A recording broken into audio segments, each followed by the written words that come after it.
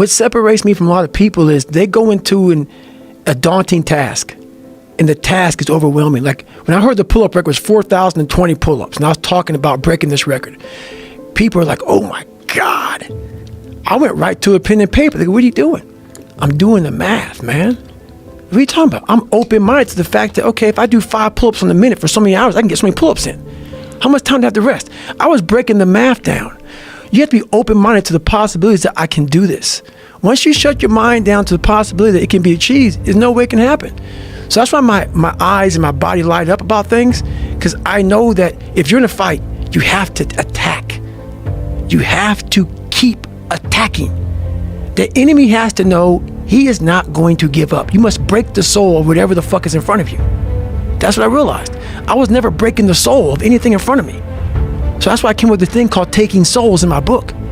I started to devise ways to break a soul of a human being, of an object, of whatever's in front of me. If you keep on attacking something, nothing wants to stand in front of anything that is relentless. Nothing. The Taking Soul part of the book is really interesting because you talked about like the mind shift that you had when you were in Buds. Yes, sir. Yeah, that's an intense part of the book. It is. That's when a lot of stuff started clicking, man. I started watching those instructors on the side because there's 3 shifts. There's 8 instructors, 3 shifts. Because the guys going through Hell Week, they're up all day and all night for 130 hours. This is the promised land of mental hardening for me. I love this place. And you have the instructors who they've been there, done that. Now they're instructing you. So they do their 8-hour shift. They have their parkas on. It's usually cold, coffee, drinking their coffee, and they're beating the crap out of us. And when I started realizing, I started playing mind games. And I was like, you know what?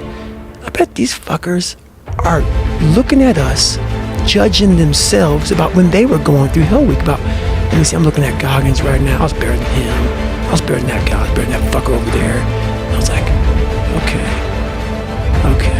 you're gonna judge me, right? All right, so that's what I'm gonna do to you. So what I started doing was I got my boat crew 2. It's in the book. It's a great story. I said, come here, guys. You can't break boat crew 2. You can't break boat crew 2. So it's Wednesday, and everybody's broken, everybody's beat up, man. And like this, when you start moving like a robot. Everybody's like just trying to get through Hell Week now, and your energy's zapped. And they know Wednesday's like that over the hump. I love that you talked about that in the book too, that they put it in your head that Wednesday you're going to be tired. Oh yeah, and that's another thing. They tell you how you're supposed to feel, so you are feeling that way. I was like, don't let these motherfuckers tell you how you're supposed to feel. No, it's day 1, motherfucker. This is hour 1. So I was getting my boat crew all jacked up. I said, we're going to take these motherfuckers' souls. So when they had us doing this simple thing that guys are struggling with, boat crew 2 was just launching the fucking boat in there, yelling, yeah, you can't fucking hurt us. You can't hurt boat crew 2. And I looked on the instructors' faces, and it looked like someone had just fucked with their soul. And I looked at my guys in my boat crew, and I said, hey, guess what? Those motherfuckers aren't fucking tonight. We own space in their fucking head. We own space. They're gonna think about us tonight. They're gonna think about how the fuck. You're killing boners. That's right. Charging, and we start fueling off of that. We start fueling off the fact that, man, it takes 1 second of energy to steal everybody's, and then you have all the energy you need. That's all you need. You need to look at someone's eyes. You know how it is when you fight somebody and you broke that motherfucker. He's like, oh God, man, I don't want to go back to the next round. And you feel like, my God, I can fight all day.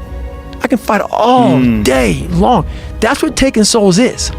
But you have to have the will, the heart, the courage to go that distance when you're exactly jacked up. You have nothing left to give, and give more.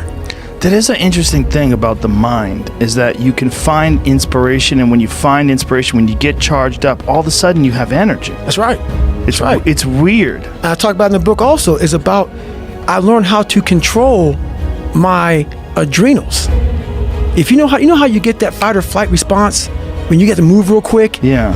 And I started learning the mind a lot, how to get myself jacked extremely fast, like in a horrible environment when everybody's miserable. I learned how to really find strength in the misery when everybody's suffering, everybody's all poopy pants and their mentality's down and everything.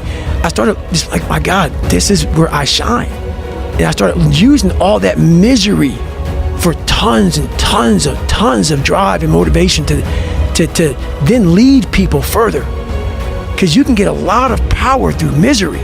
And once people see that, my God, Goggins is fucking going, then everybody says, roger that. Let me get my shit and go too. So I started realizing that if you can just find strength just a little bit longer, you will have a crew of people following you along the way. And that is another thing that no one can ever teach you. Because you're going to have to learn that on your own. You're going to have to figure out how to pull that energy out of your mind on your own.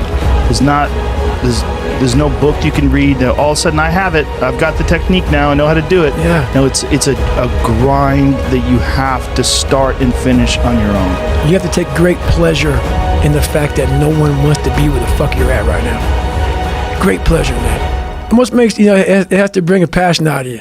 It has to bring something very, very weird out of you, man. Like, people don't really understand what that is. When you're in the worst environment possible, the worst situation possible, and everybody's looking like, God, man, I hope this ends. And you see that. Time slows down and you see that. You're feeling that. Everybody has that look on their face like, God, this got to go. I don't want to be here anymore.